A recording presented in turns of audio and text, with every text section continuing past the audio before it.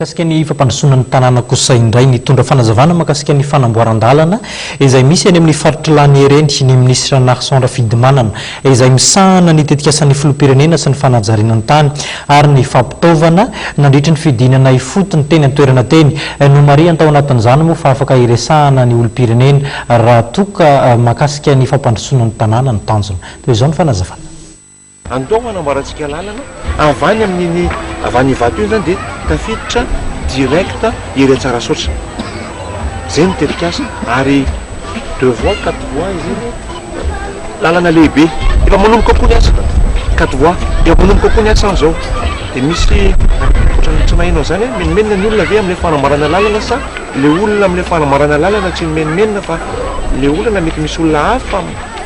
manararaotra n'le lalana dia maka ny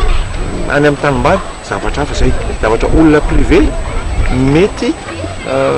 miady amin'zareo fa tsy ny lalana no idivan'zareo satria ny lalana hoe manatsara ny toerana misy eny amin'zareo reny fa na zany na zany raha misy olona menimenina nanjaranay ampitona fanjakana anjarantsika rehetra zany hoe enona reo olona reo inona no etetan'ireo olona reo inona no tokony fampiresana afaka maneraseran'izany tsika amin'ny fitondrana hoe inona no tokony ahafahan'ireo olona reo miresaka amin'ireo olona privé izay misy olana kely aminy afaka mijery an'izany tsika.